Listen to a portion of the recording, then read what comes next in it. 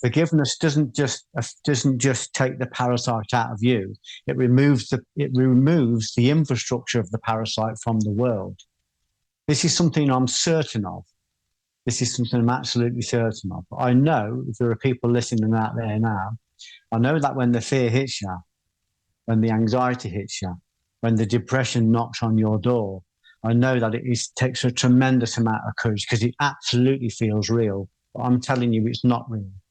There's only one legitimate fear, and that's the fear of being separated from God or separated from your source, the mains electric. And that's a good fear because it's the beginning of wisdom. Are you curious about discovering ways of making your life better? Then welcome to my podcast. I'm Bob Nickman, and this is The Exploding Human.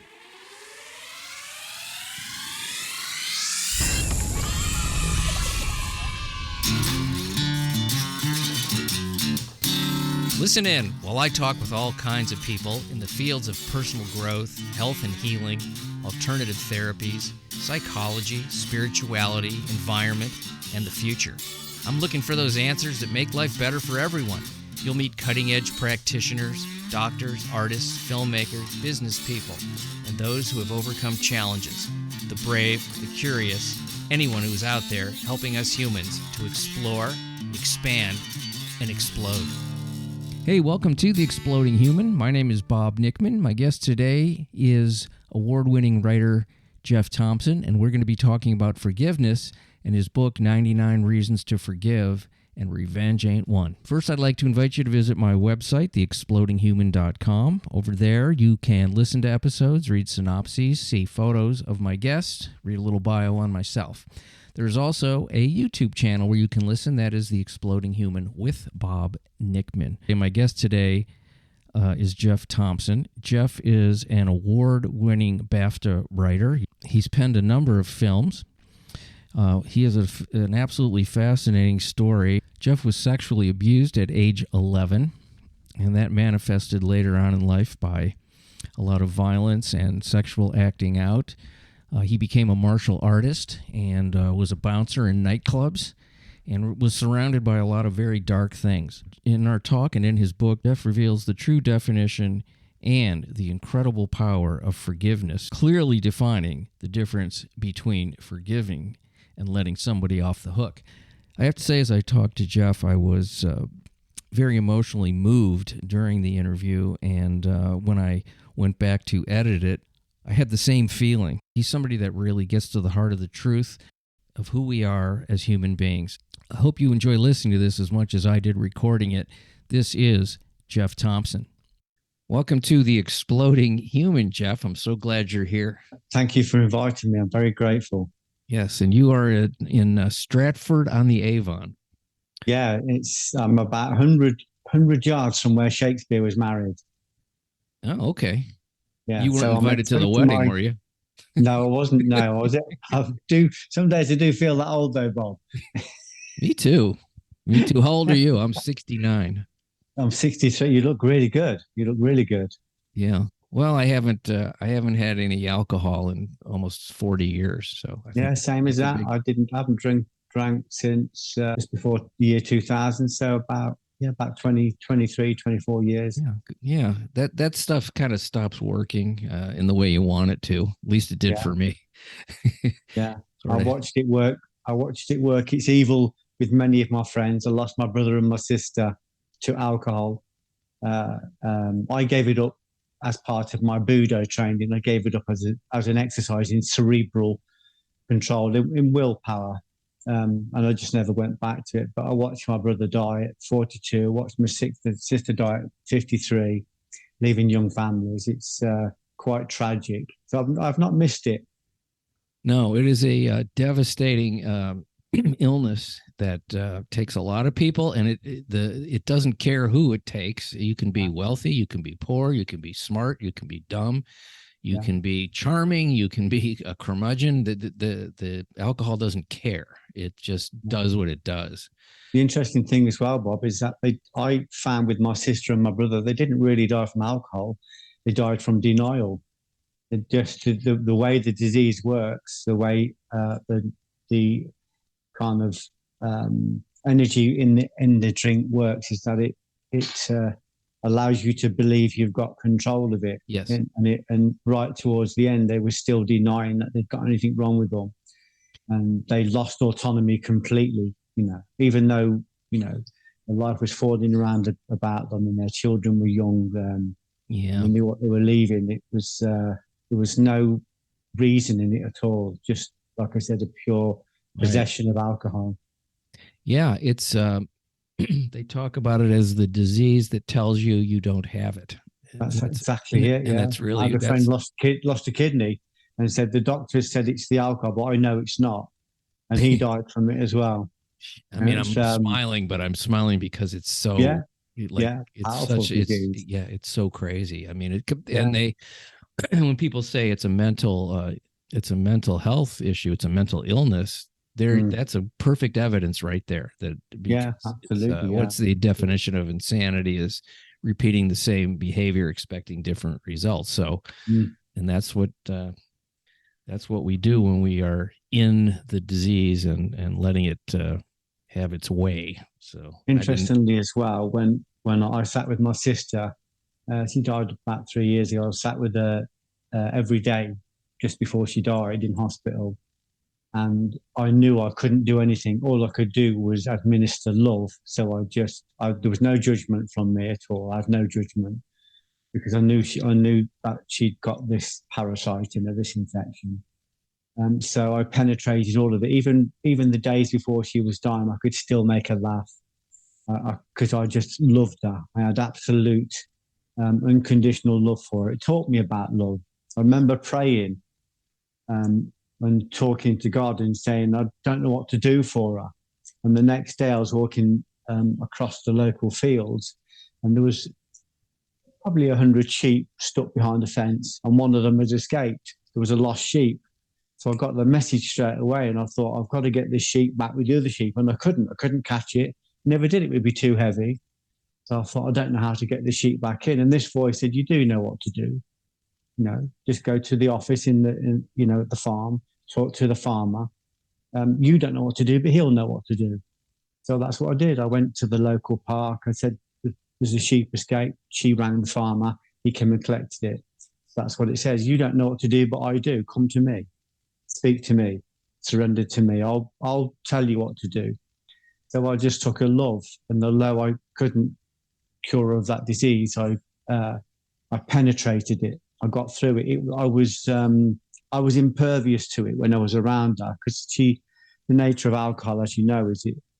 My sister became quite demonic, and my brother as well became very dark when they had their episodes, and that couldn't present itself in front of me because I just had this panacea of love. And so I learned a lot, not least that, alcohol, is a catalyst for fear, and fear shrinks your world. Your perceptions become very limited and very dark. And my brother went from tripping the light fantastic and going to change the world to being afraid to leave the stool in the kitchen in a tiny little flat in one of the worst areas in the city. And when he did leave it, he only left it to sleep in a tent in the hallway. And he said, and even that wasn't safe because demons kept trying to get into his tent. So I watched my brother's life shrink, and he taught me about fear. He said, don't listen to fear, because fear will shrink your reality. The interesting thing about almost every single problem that humans have comes down to fear. Yeah. Almost everything, you can look at it, it's like very true. Behaviors are dictated by fear, even when there isn't evidence that there's anything to be afraid of, real evidence, between your ears. You can just scare I have a friend who used to say, because you want to get scared, think scary thoughts. Yeah. I watched it last night with my wife, started to go down the rabbit hole of getting into the future and not getting these things that have presented themselves, which didn't even exist 2 weeks ago. Yeah. And what if I don't get it? And then this is going to happen, and then this, and then this. And I'm watching you, and I do it myself. I mean, it's like you're scaring the shit out of yourself for no reason, because right now in this chair in the kitchen, you're fine. Yeah. Nothing's happening. Exist, yeah. What I learned myself he was able about to stop fear, it. yeah, I learned that there was only one legitimate fear. All the other ones were spurious. All the other ones were temporal. The one legitimate fear is the fear of being separated from our source, whatever you want to call that. You call it God, or you call it the universe, or singularity. And they say specifically in Judaism that the beginning of wisdom is when we recognize that is the only fear. So my job is to keep myself close to the will of that source and always in the sight of that source. In other words, I live I live very virtuously as much as I can. I'm the same as everybody. I make mistakes, but I live virtuously because I understand the rules of this fixed planet.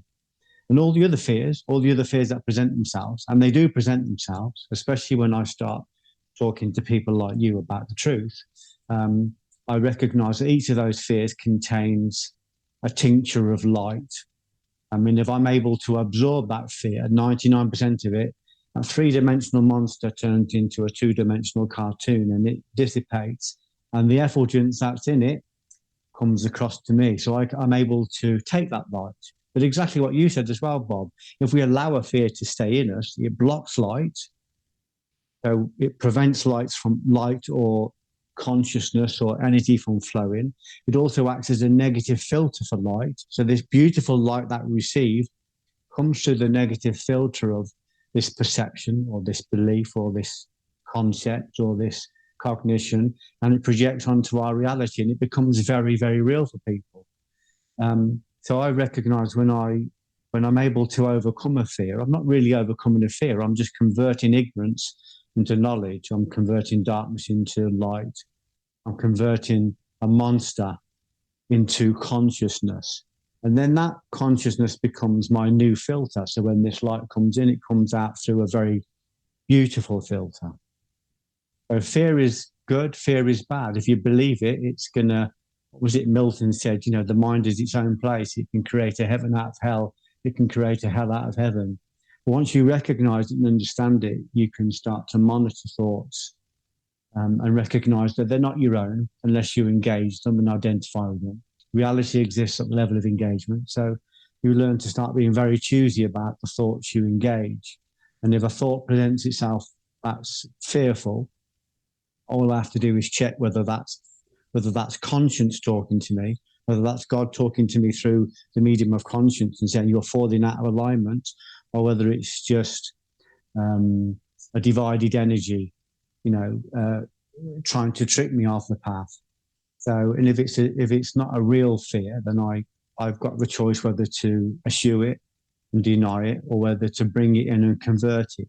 If it gets too close, it will get converted anyway because it will fall into my vortex.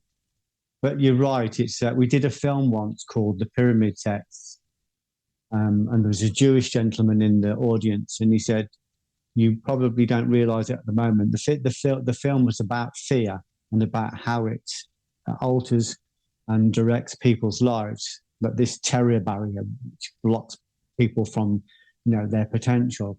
And he said, what you're talking about here with fear is more powerful than the sexual energy. It's more powerful than anything else. It's the one thing that keeps people contained.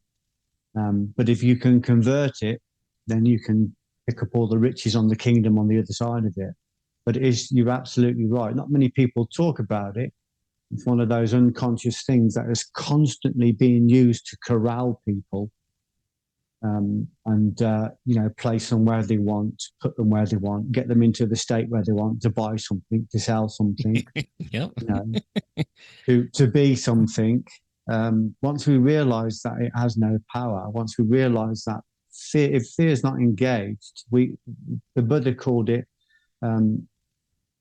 he said, I have been freed from denotation by consciousness.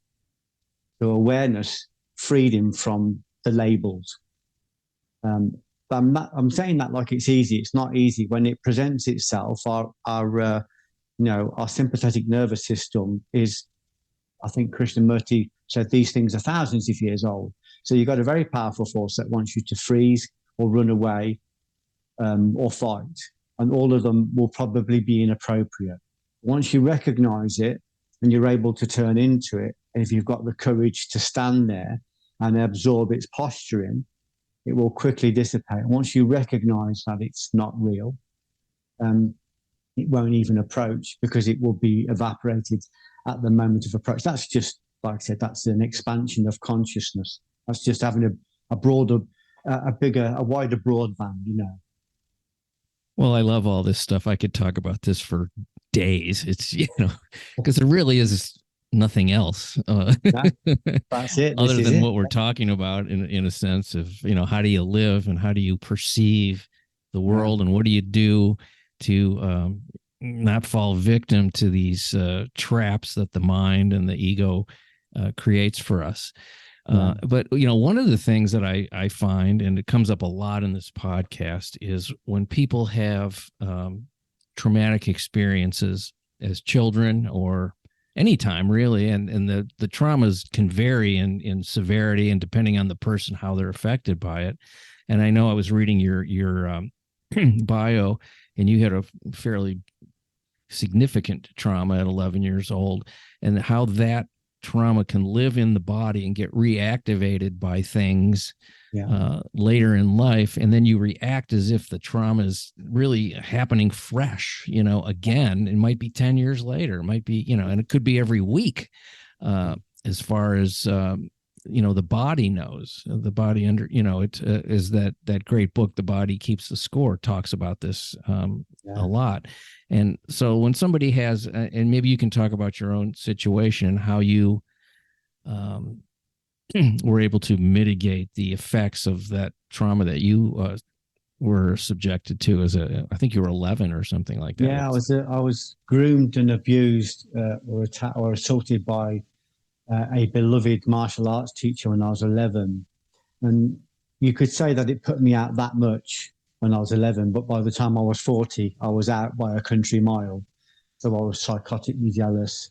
I was, prone to deep depressions and violent outbursts. Sure. I didn't really have any autonomy, So, well, you're having part of yourself taken from you. Yeah, that is yours. That's exactly right. It doesn't belong to anybody else. And somebody that does something like that is, I don't even know if those kind of people even realize the damage they're doing. It doesn't really matter if they do it, because it's still just as horrific. Well, if the thing is, Bob, is, they leave a parasite in you, or they give you a virus like a schema, but they've got a parasite in them as well. So I would say that there is a greater force outside of them with tentacles working through different people. So it gives the virus to you, you pass the virus to me, it grows in you, it feeds on you, it takes over your autonomy. So you're entangled with it. You no longer know the difference between you and the parasite. It rises, and when it rises, you think its thoughts are your thoughts, and it thinks it's your thoughts are your thoughts. It acts through you. It creates karma in the world for you. So the honourable Dr. Jekyll is always picking up the bill for the dishonourable Mr. Hyde. But this is all going on unconsciously because it's a covert energy. Eckhart Tolle would call it a semi-autonomous thought form or a pain body. There's lots of names for it, but it leaves a parasite in you.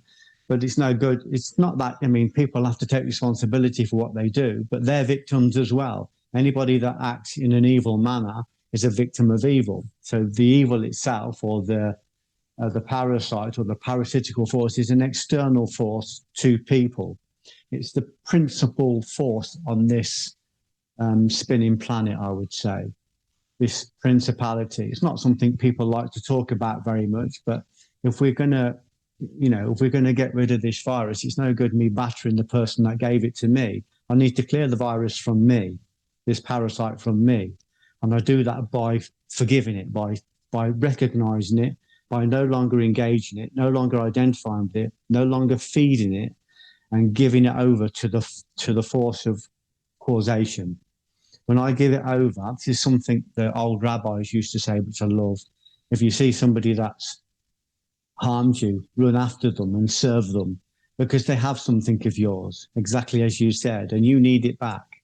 They've stolen a part of your autonomy. You have something of theirs, and you're entangled, you're bound together by it. You have their parasite. So you give that back. The moment you do that, the nature of the parasite is killed or liberated, and the effulgence comes across to you. But you effectively disentangle yourself from the abuser by giving them over to a greater force.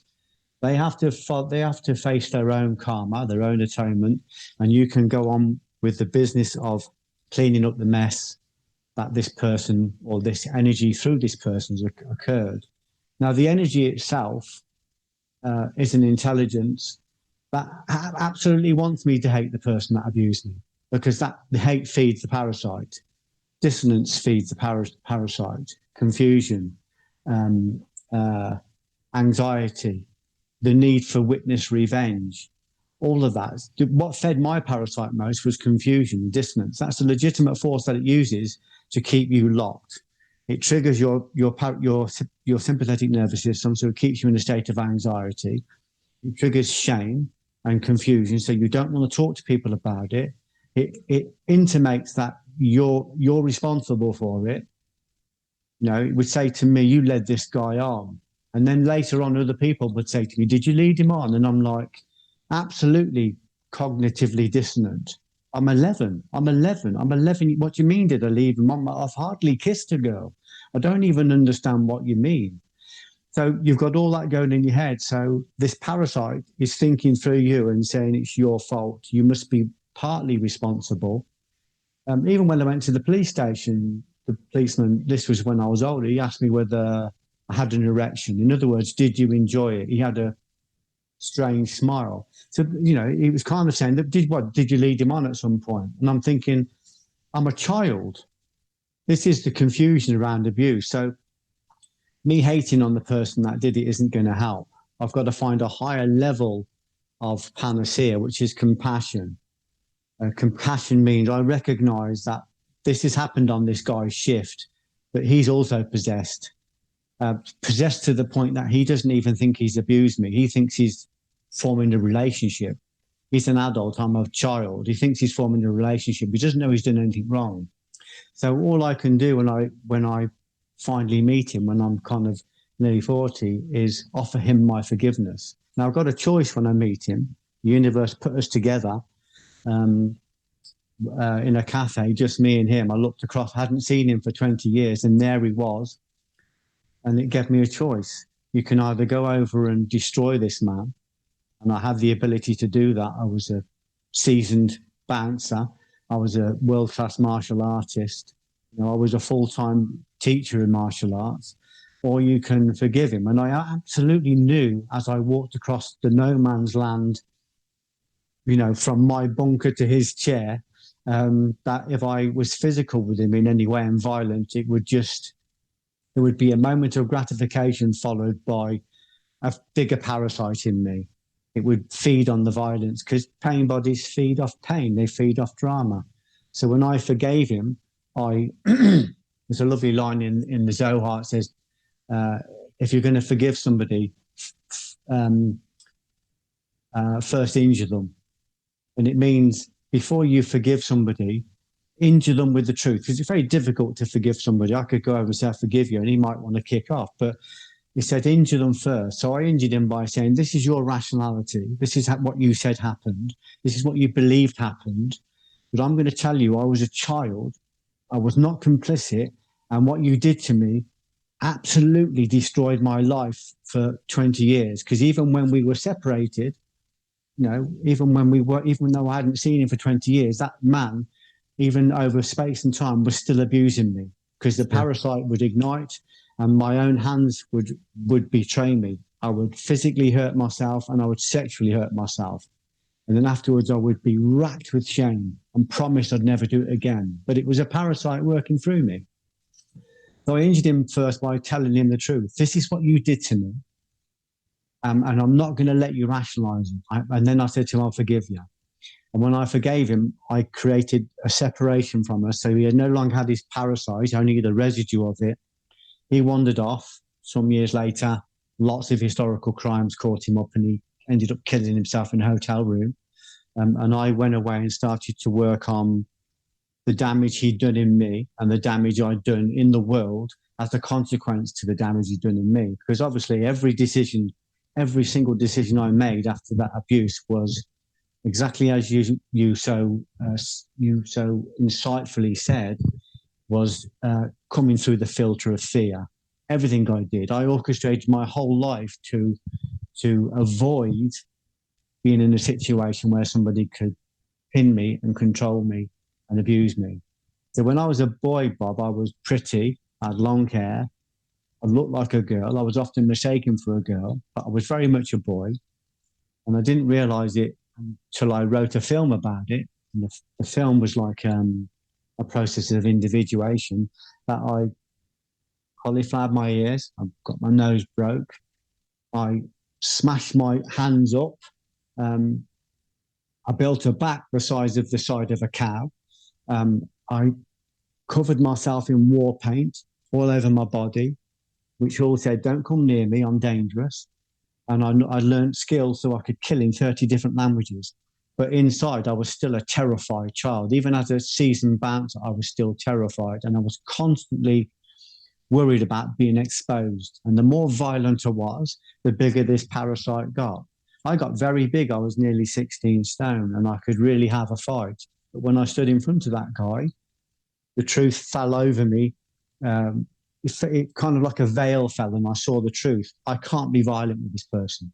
If I'm violent with this person, I will not get rid of this parasite. So abuse is possession. There's no doubt about that to me. It's a parasitical possession.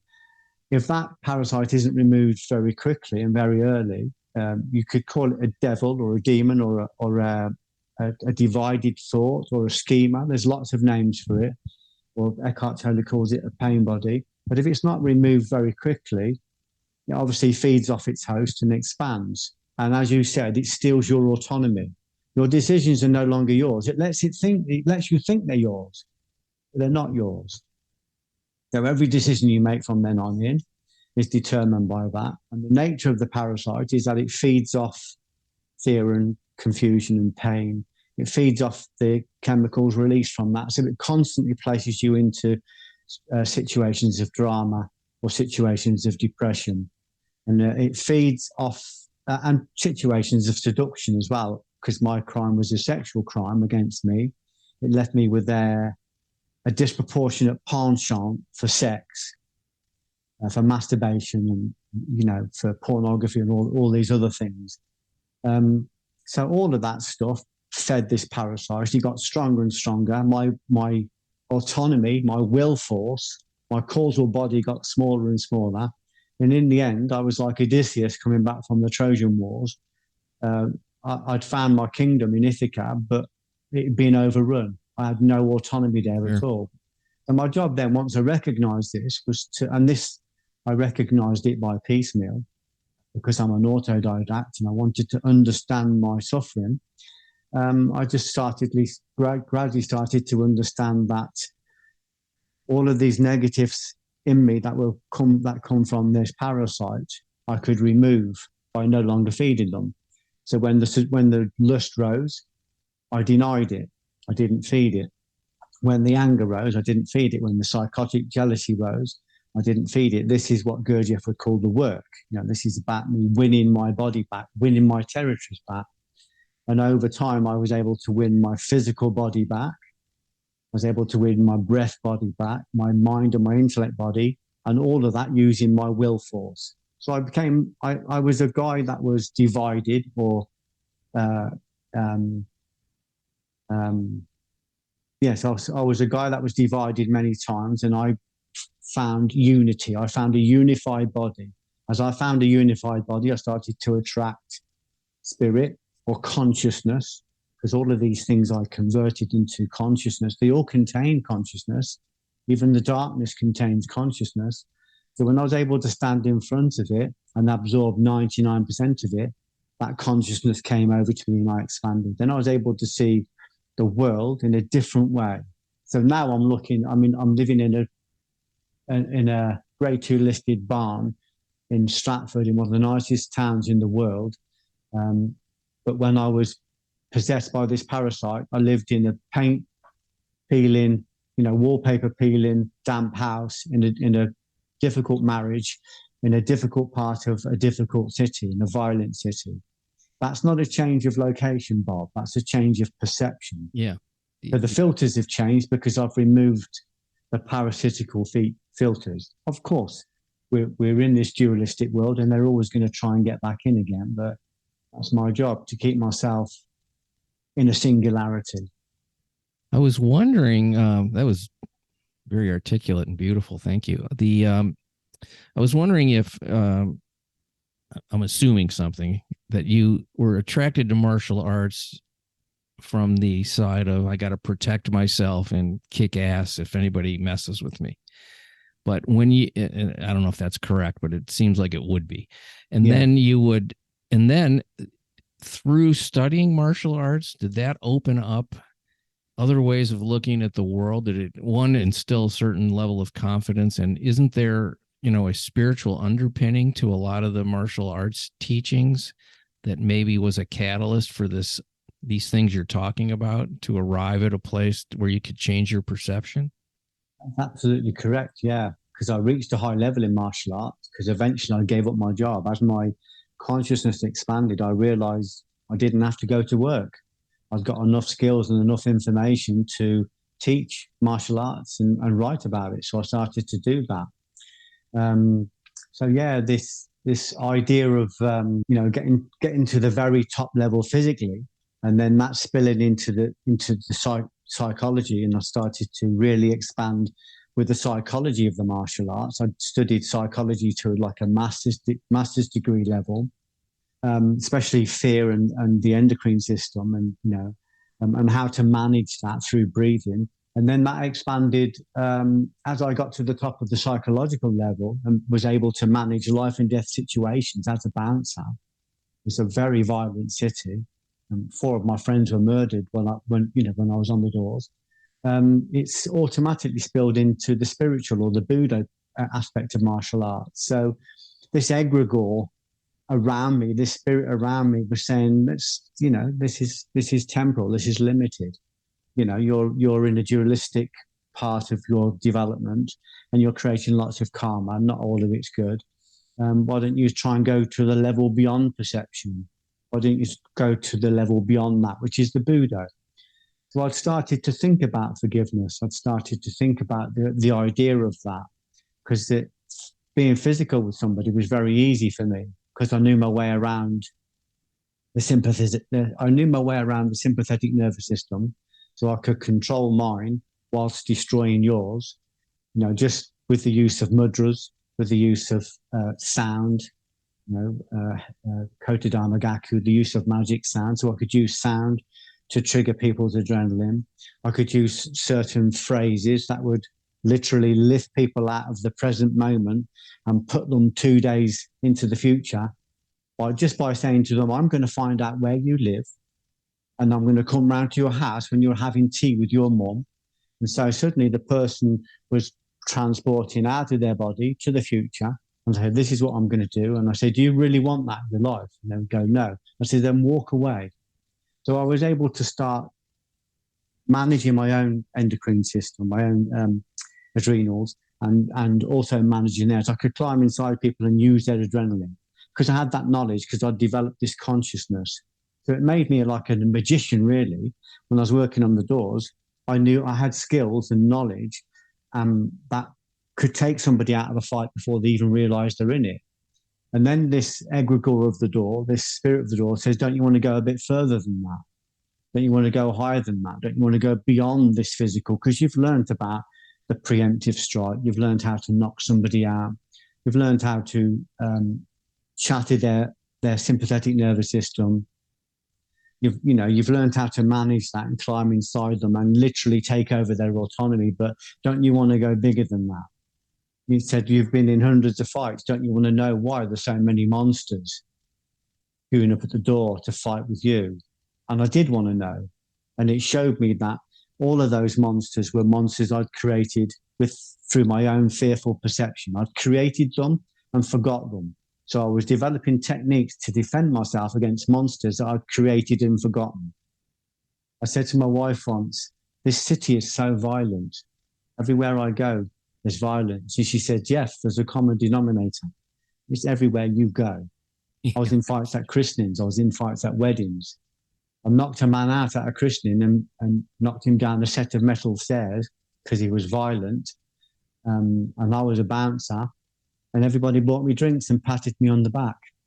And that was the kind of reality I lived in. And the egregore of the door showed me that that was the reality I'd created. And I'd literally created the infrastructure for violence, violent people, and violent encounters everywhere I went. That's how powerful perception is. Once I understood that, because I had weapons in every room of my house, Bob, every room of my house, even in my car.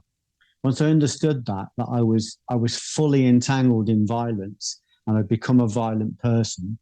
I was Nietzsche's, when Nietzsche says, be careful when you hunt the dragon, that you don't become the dragon. I'd become a dragon myself. So I started to see that and I started to reverse it. So instead of having weapons in every room of my house, I had books on philosophy, books on religion, the revealed books and the hidden books. I've got, I started to write about higher levels of training. I got rid of all the weapons. I stopped working on the doors. And this is an interesting thing. As I stopped working on the doors, the infrastructure slowly over the years started to disappear. So you won't find the infrastructure in the clubs I worked in anymore because they're gone. They've either been knocked down, made into houses, turned into hairdressers, all sorts of things. And here's an interesting thing as well, Bob. The guy I forgave, I properly forgave him. I forgave him from a level of compassion. And I developed that compassion. I fed that compassion. I was driving down the road one day over the ring road where I used to live, and I noticed that the boys' club where this guy abused me was gone. It had been knocked down and it had been made into a sports centre. Isn't that powerful?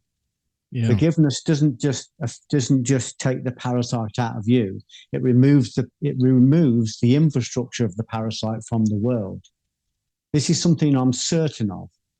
This is something I'm absolutely certain of. I know if there are people listening out there now, I know that when the fear hits you, when the anxiety hits you, when the depression knocks on your door, I know that takes a tremendous amount of courage because it absolutely feels real. But I'm telling you, it's not real.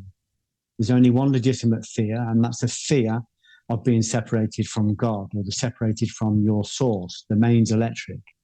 And that's a good fear because it's the beginning of wisdom. Because once you get that, when I say the beginning of wisdom, it's the beginning of keeping yourself in a singularity at your own geometric point in your own soul. And once you do that, you start to receive wisdom. You start to receive, in Judaism, they call it chokmah, means like wisdom sparks. And you can develop those like seeds and expand them.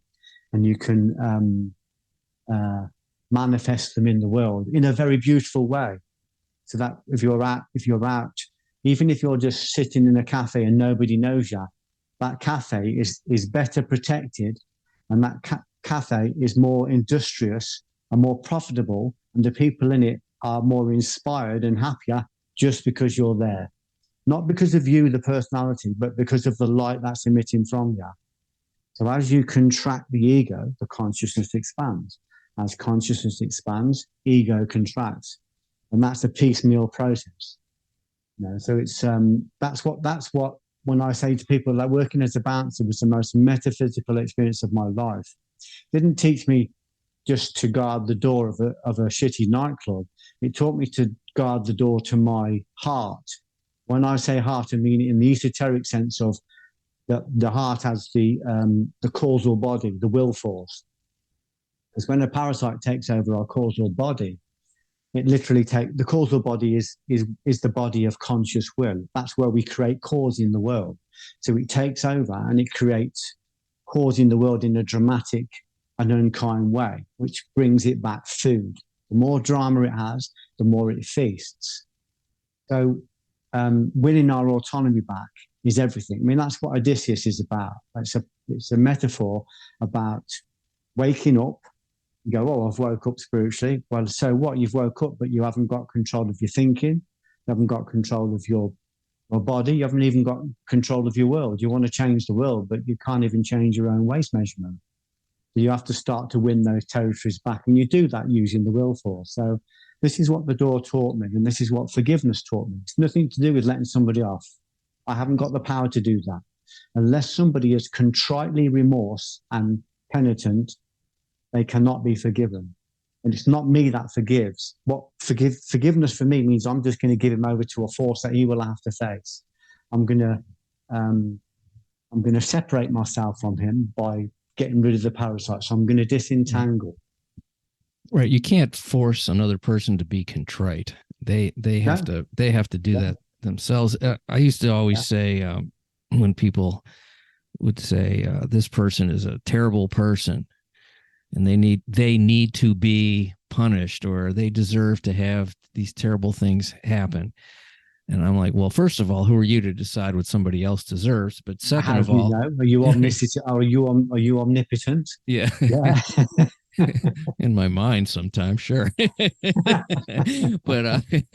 But the other thing is, and I would say this, not that I'm any kind of, wise guy, wise man or anything, but I'd say, think about it. Their own life is enough punishment. Yeah. Far more than what you could mete out to them. You might be able to physically harm them, but them walking around with the knowledge of what they've done and the kind of person they had to be to do those things that they've done is so much punishment. It's 24/7 anguish. It's got to be. We don't have to look hard to see that. No, you really don't. And then ultimately, I had a guy living around the corner from us. And sorry, Bob, carry on. Yeah, I was just going to say that the next step beyond that is some level of sadness for their predicament and some level of compassion for their inability to remove themselves from their own self-imposed predicament. Not to say I want to be around them, because I probably don't, but it's a very sad thing to see human beings trapped because of either how they've reacted or not reacted to something that's happened, or created something because of a belief system that is not of any value or true. It's very true. It's very true. Yeah. Tell me about the story you were just going to tell me a story. Yeah, I was just saying you don't have to have witness revenge. The law of equal and opposite returns levels the books. It balances the books. It might not do it in front of you, but it will do it in its own time, its own way. Well, we had a guy living around from us who was a millionaire. He was a drug dealer, and everybody said karma doesn't work, causation doesn't work, because he's getting away with it. I said, how closely are you looking? I said, his door's kicked down by the police at 2 a.m. every 2 weeks. His wife is on Valium. She's deeply depressed. He's 6 stone overweight. He's very unhappy. I said, his friends are afraid of him, and he's dealing with some very, very dark characters. I said, he may have temporarily escaped judicial law, but he's absolutely living in the universal law all the time.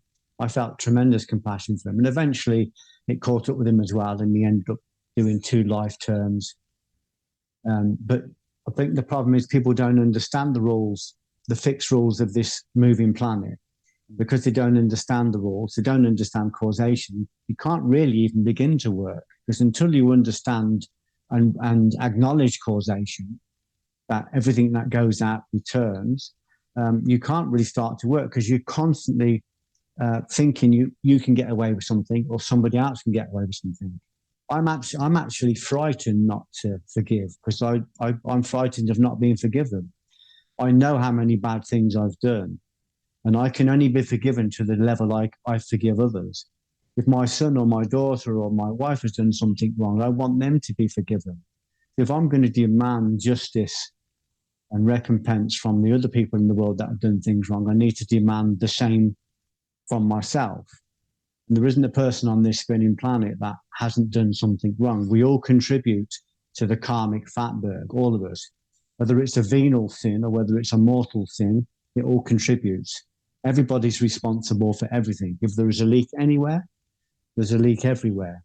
So I might not be able to do much about my neighbor who's doing something wrong, but I can absolutely change what I'm doing. I can change what I think. I can change what I say. I can change what I do. When I know that that's going to go out, not just, as some invisible karma, but as a living spirit. What I think and say and do is going to be released as a living spirit, and it's going to act in the world, and it's going to bring back the profit to me, like Frankenstein's monster. It's going to find its way back and demand an explanation. It's going to demand a balance. So I know that. I'm certain of that. I'm possession of what they call in Islam yaqeen, certainty. It's an attribute of God. It's one of the 99 names of Allah. I am certain about causation, which means, as an intelligent person, I do not think, say, or do bad things. And if I do, I redress it very, very quickly because I don't want to be seeing those things again. So it makes me either neutral and still and quiet, or it makes me do what I'm doing now, which is just to impose as much positive light into the world as possible. My biggest message with this book, not my sad story about being abused, but the excitement that there is life after abuse. Not just life, but better life, an improved life. Because the abuse that happened to me set me on a path of learning. And I'm sat here with what I understand now. And what I understand is a grace. I've been able to understand the exegesis of my experiences just because I've been led to study, and my responsibility and the privilege is that I try and pass that light on. So if somebody listens to this and it triggers a bit of hope or a bit of inspiration, or even if it repels them, it's okay. I'm still a teacher to them. I'm still giving them some light. If it repels them, then that can be a Dharma gate. If the word God repels them, that's a Dharma gate. Go through it, explore it. What does it mean to you? Why is that so offensive? What have you been told about it? And what's it blocking you from? More importantly, 3 letters, G-O-D. What's it blocking you from? Maybe it's blocking you from, hundreds and hundreds of thousands of divine verses. It could block you from the Torah, could block you from the New Testament, could block you from Christ, it could block you from the Zohar, the Kabbalah, which are the exegesis of the Torah. It could block you from the revealed Bible, but it could also, which is a binary book, it could also block you from the quantum Bible, which is the secret readings. When you read the book and you take something intuitive from it, like the Sufi concept of scattering. You read something like the Zohar, makes no sense at all, but the soul understands it. Makes no sense at all, but the devil understands it because it goes in like an antibody and it cleans out anything that's not good. But that's you go into a book like that, you can be prevented from looking at a book like that by the house ghost of a single word. A single word. I don't take yes for an answer. I want to know what's in there. I've been absolutely privileged to be able to go into these books, and they're only really explaining to me my own experiences. This is what happened to you, and this is what it really meant. You think you were learning how to fight on a nightclub door. You weren't. You were learning how to stop creating monsters with perception to it. I liked what you were just saying about sometimes things don't make sense in the words, but it speaks to another part of you that you're not even aware it's speaking to. I always thought poetry was like that.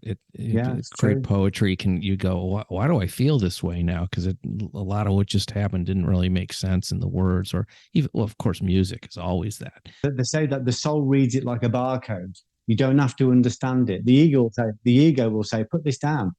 This doesn't make any sense. The soul will say, we understand it. So you discipline yourself. So I was emptied of all of this negativity that was in me.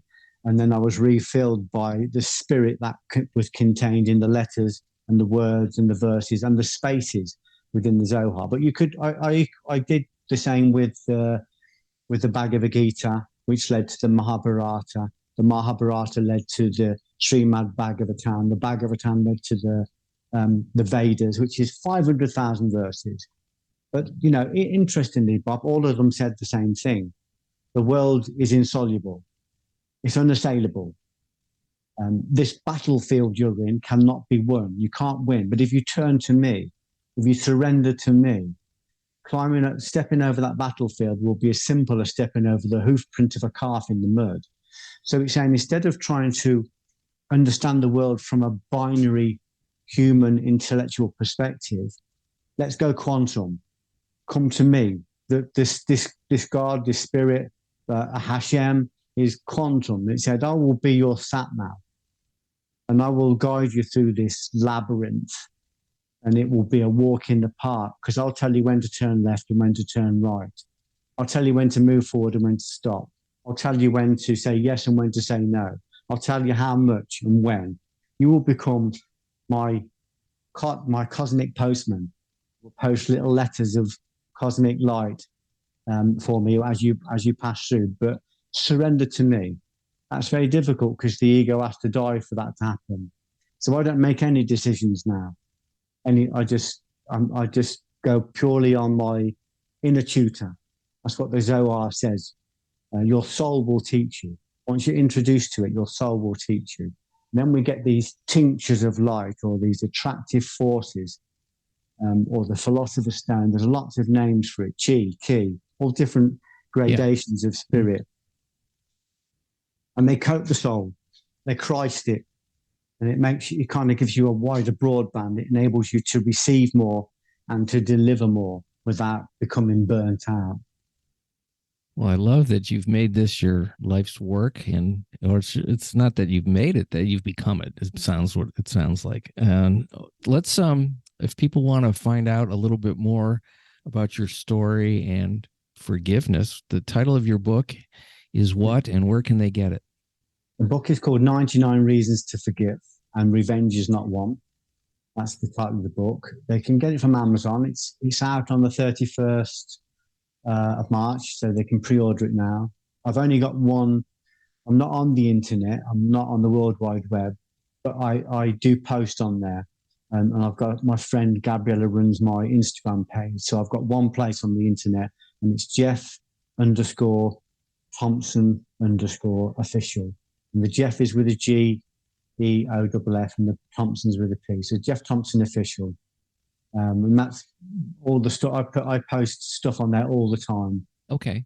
That's an Instagram an Instagram account, yeah, Geoff Thompson Official. Wonderful. So folks, and there's lots of my films online that they can watch free. There's lots of short films I've done. Writing films and writing books has been my method of individuation, of bringing up this darkness and integrating it into consciousness, or convert it into consciousness. So writing has been my method of doing that. Well, it's a powerful tool, that's for sure. It's it really is. I don't know any really, there's talking and there's writing, and I guess movies are good too, but there's something about having it written down that makes it eternal in some way. That's very true. That's very true. Once it's written down, it's in the British Library here, but it's also in the Akashic. Right. You can't once I've written something, I'm so pleased because I know it's there forever. Right. You can't unwrite it. It's been written. Yeah. Well, thanks so much for your time, and what a wonderful talk. You're delightful to speak with, and someday I hope that we can intersect in person. I don't know how that'll ever happen unless you come here. Or if you're over this way, if you're ever coming over to see our old friend Shakespeare, I'll take you for a coffee. It's been lovely talking to you, Bob, and I really appreciate we're talking the same language, which is lovely. Yeah. Thank you. You have a beautiful day. Thank you, Bob. Much appreciation for you folks listening in to The Exploding Human. Please check out the website, theexplodinghuman.com, the YouTube channel, The Exploding Human with Bob Nickman. Geoff Thompson, thank you so much one more time. I really appreciated talking to you. I hope we get to speak again. Have a great day, folks, and don't forget to get Geoff's book, 99 Reasons to Forgive, and Revenge Ain't One. Thank you.